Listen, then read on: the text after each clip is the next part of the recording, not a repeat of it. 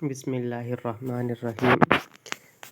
مفسرین کرام ان اصحاب کہف کے بارے میں جو کہ ایک غار میں جا کر 309 سال سوئے رہے، ان کے بارے میں فرماتے ہیں کہ اللہ تعالیٰ کا ارشاد ہے، ام حسبت ان اصحاب الکہف والرقیم کانوا من آیاتنا عجبا۔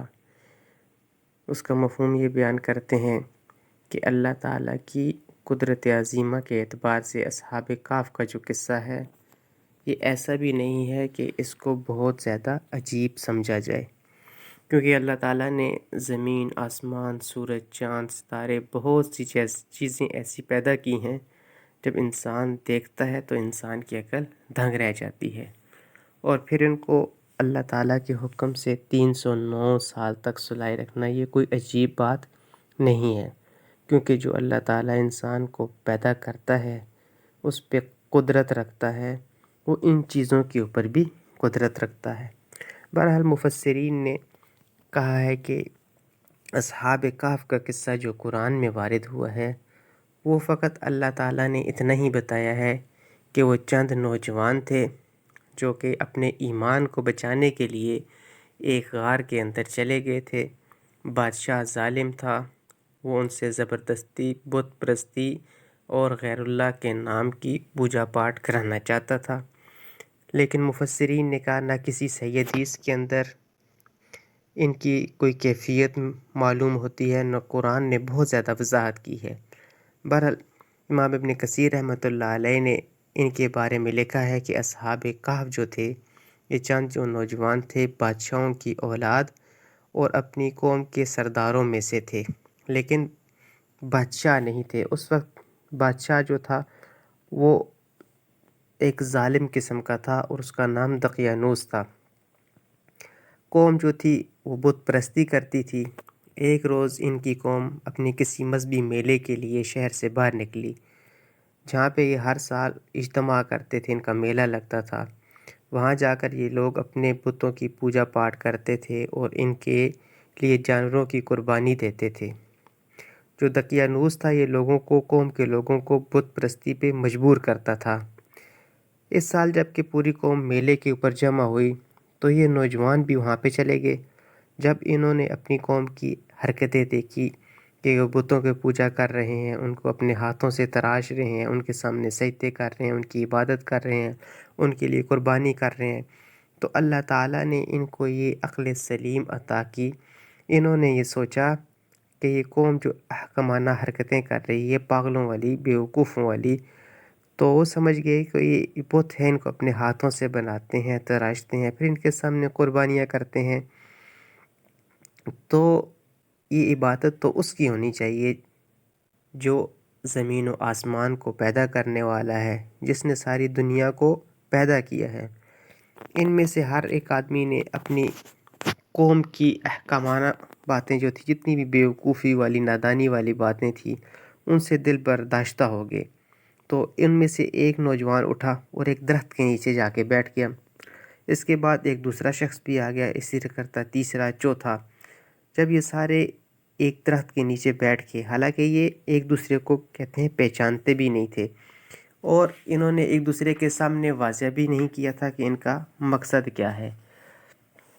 بہرحال جب یہ ایک جگہ جمع ہو گئے تو ان میں سے ایک شخص نے کہا، کیونکہ وہ ڈر بھی رہا تھا، ڈرتے ڈرتے اس نے کہا کہ تم لوگوں کا یہاں پہ آنے کا کیا مقصد ہے؟ دوسرے باقی ساتھیوں سے پوچھا، کیونکہ اس بات سے بھی ڈرتا تھا کہ کوئی بادشاہ کا مخبر نہ بیٹھا ہو، جا کے بادشاہ کو بتا دے کہ یہ ہماری جو ہے بادشاہ جو ان کا خدا بنا تھا اس کے خلاف باتیں کر رہے ہیں۔ تو کچھ ڈر بھی رہا تھا، اور لیکن اس نے ہمت کر کے باقیوں سے پوچھا کہ تمہارا یہاں آنے کا مقصد کیا ہے؟ تم یہاں پہ کیوں آ کے بیٹھ گئے ہو؟ باقی قوم کے ساتھ کیوں نہیں شریک ہو؟ تو جب اس نے بات کی تو دوسروں کے دل میں بھی بات آ گئی۔ ان میں سے ایک شخص بول پڑا، اس نے کہا کہ حقیقت یہ ہے کہ میں نے اپنی قوم کو جس دین اور مذہب اور جس عبادت میں دیکھ رہا ہوں، مجھے یقین ہے کہ یہ باطل طریقہ ہے، یہ جاہلوں والے کام ہے۔ عبادت تو اللہ کی ہونی چاہیے جس نے ساری دنیا کو پیدا کیا، ان کو بھی پیدا کیا، اور یہ بادشاہ کیا ہمارا خدا بنا پھر رہا ہے۔ اور زبردستی سجدے کراتا ہے، تو لہٰذا ہمیں کیا کرنا چاہیے، ہم اس کے ساتھ شریک نہیں ہوتے ان کے کاموں میں۔ جب ایک نے بات کی دوسرے نے بھی اپنے عقیدے کا اظہار کیا، تیسرے چوتھے پانچویں سب نے اپنے عقیدے کا اسی طرح اظہار کیا۔ پھر کہتے ہیں کہ آہستہ آہستہ کرتے کرتے ان لوگوں نے کیا کیا، انہوں نے ایک اپنی علیحدہ عبادت گاہ بنا لی، وہاں پہ اللہ تعالیٰ کی عبادت کرنے لگ پڑے، اپنی نماز روزہ توحید کو جو اس وقت رائج تھا دین مسیح کے مطابق اس کے اوپر عمل کرنا شروع کر دیا۔ لیکن کہتے ہیں کچھ چغل خور لوگ ایسے تھے، کچھ لوگوں کو خبر ہوگی کہ اس طرح چند نوجوان ہیں، وہ کیا کرتے ہیں، اپنی عبادت کرتے ہیں اور ہمارے دین سے لا تعلقی کا اظہار کرتے ہیں۔ تو انہوں نے بادشاہ کے پاس پہنچ کے اس کو مخبری کر دی۔ تو بادشاہ نے ان کو بلایا، ان سارے نوجوان، اس کو پتہ چل گیا کہ یہ فلاں فلاں نوجوان ہے، اس نے ان سب کو اپنے دربار میں حاضر کر لیا۔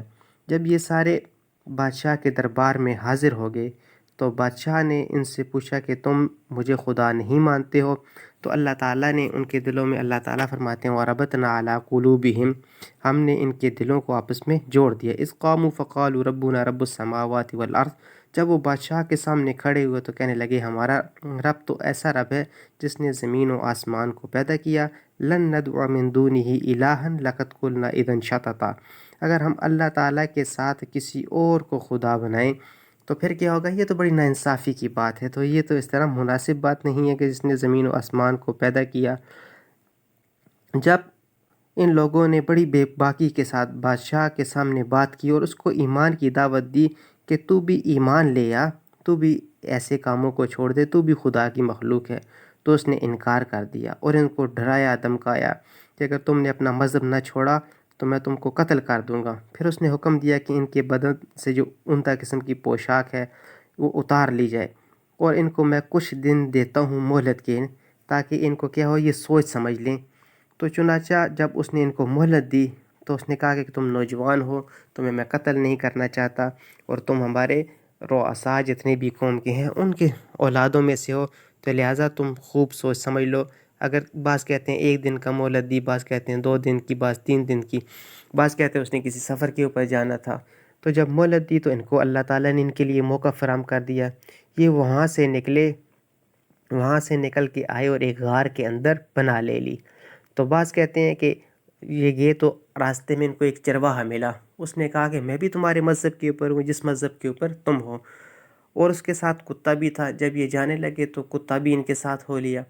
تو چنانچہ پہلے تو انہوں نے کتے کو بھگانے کی کوشش کی کہ اس کی وجہ سے ہم پکڑے نہ جائیں، لیکن جب کتا ساتھ چلا تو انہوں نے کہا خیر آنے دو، اللہ تعالیٰ کی طرف سے بہتری ہوگی۔ تو جب یہ غار کے اندر جا کے لیٹ گئے تو اللہ تعالیٰ نے ان کے اوپر نیند کو مسلط کر دیا۔ تو یہ تقریباً 309 سال اپنی غار کے اندر سوئے رہے۔ اللہ تعالیٰ فرماتے ہیں نقلبہم ذات الیمین و ذات الشمال، ہم ان کی کروٹوں کو بدلتے رہے، کبھی دائیں کبھی بائیں، لیکن ان کو کوئی محسوس نہیں ہوا کہ ہم اتنا عرصہ سو چکے ہیں۔ جب اٹھے تو اپنی خواب سے بیدار ہوئے، اپنی نیند سے بیدار ہوئے، تو انہوں نے کہا کہ ایک آدمی کو کہا کہ تم جاؤ اور جا کے دیکھو کوئی پاکیزہ کھانا ہمیں مل جائے، اور لیکن بڑے آرام سے جانا اور لوگوں سے بڑی نرمی سے بات کرنا، کہیں ایسا نہ ہو کہ ہم پکڑے جائیں۔ تو جب وہاں پہ گئے تو انہوں نے ایک آدمی کو بھیجا، تو اس وقت مسیح علیہ السلام کے ماننے والے کی وہاں پہ حکومت تھی۔ 309 سال کے بعد جہاں وہاں پہ گئے تو ابن اسحاق رحمۃ اللہ علیہ کی روایت میں آتا ہے اس وقت یہاں پہ جو بادشاہ تھا اس کا نام بیدوسیس، وہ اس وقت بادشاہ تھا۔ تو جب انہوں نے ایک جا کے دکاندار کو ایک سکہ دیا تو دکاندار نے کہا کہ یہ تو کھوٹا سکہ ہے، تم کہاں سے لے کے آ گئے ہو؟ اس نے دوسرا سکہ دیا، اس نے کہا یہ بھی کھوٹا ہے۔ جب انہوں نے دیکھا کہ سکے کے اوپر نام کس کا لکھا ہوا ہے تو ان کو پہلے بادشاہ کا نام نظر آیا جو ظالم اور جابر تھا۔ تو چنانچہ وہ پکڑ کے اس کو لے گئے بادشاہ کے پاس۔ اس نے کہا اب تم سارے ساتھی پکڑے جائیں گے، اب تو ہم لوگوں کا راز فاش ہو گیا اور ہمیں سزائیں ہو جائیں گی۔ لیکن جب بادشاہ کے پاس لے کے گئے، اس کو سکے دکھائے تو انہوں نے کہا کہ یہ پرانے سکے تمہیں کہاں سے ملے؟ اس نے اپنا سارا قصہ یوں بیان کر دیا کہ یوں یوں ہم بادشاہ سے جا کے چھپے تھے اور ہم نے اپنے ایمان کی حفاظت کی تھی۔ بعض روایات میں اس طرح بھی آتا ہے کہ جو اس وقت کا بادشاہ تھا اس کو تھوڑا سا شک ہوتا تھا کہ آیا کہ قیامت ہوگی بھی کہ نہیں ہوگی، کہ مرنے کے بعد ہم نے جینا بھی ہے کہ نہیں، لیکن دین مسیح کے اوپر قائم تھا۔ تو اللہ تعالیٰ نے کہتے ہیں اس کو یہ بتلا دیا کہ دیکھو ان کو میں نے اتنا عرصہ سلا کے دوبارہ زندہ کر دیا ہے، تو یہ اللہ تعالیٰ جیسے چاہے گا مردوں کو زندہ کر سکتا ہے۔ تو بادشاہ بھی ان کے ساتھ گیا ان کی غار کے اندر، اور ان کے جتنے باقی ساتھی سے ان کے ساتھ بھی انہوں نے ملاقات کی۔ پھر اس کے بارے میں تاریخی روایات میں آتا ہے کہ ان کے بارے میں اختلاف پایا جاتا ہے۔ بعض کہتے ہیں کہ انہوں نے اس کے بعد بادشاہ سے اجازت لے کے کسی اور طرف نکل گئے، اور بعض روایات میں اس طرح آتا ہے کہ وہ اپنی جگہ پہ جا کے لیٹے تو وہاں پہ فوت ہو گئے۔ پھر جو لوگ ان سے محبت کرنے والے تھے انہوں نے کہا تھا لَنَتَّخِذَنَّ عَلَيْهِمْ مسجدہ، کہ ہم ان کی جگہ کے اوپر ایک عبادت خانہ قائم کریں گے تاکہ لوگوں کو پتہ ہو کہ یہ اللہ تعالیٰ کے دین کے لیے آئے تھے، اپنے ایمان کی حفاظت کی تھی، تو آج یہ باقی رہیں۔ بعض کہتے ہیں ان کو رقیم اس وجہ سے بھی کہا جاتا ہے کہ اس پرانے بادشاہ نے ان کے نام لکھے تھے، کہا کہ یہ ہمارے کچھ بندے گم ہو گئے ہیں، تاکہ اگلا آنے والا بادشاہ ان کو تلاش کرے اور ان کو سزا دے کہ کیوں اس دین سے بھاگے تھے۔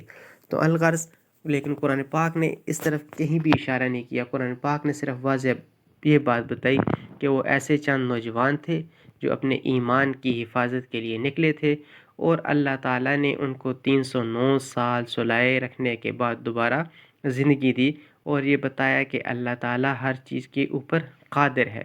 تو گویا اپنے ایمان کی طرف آ جائیں گے، اعمال کی طرف آ جائیں گے، اللہ تعالیٰ کے حکم کی طرف آ جائیں گے، تو اللہ تعالیٰ ہمیں بھی اس طرح کامیاب کرے گا جس طرح ان لوگوں کو کامیاب کیا۔ وآخر دعوانا الحمدللہ رب العالمین۔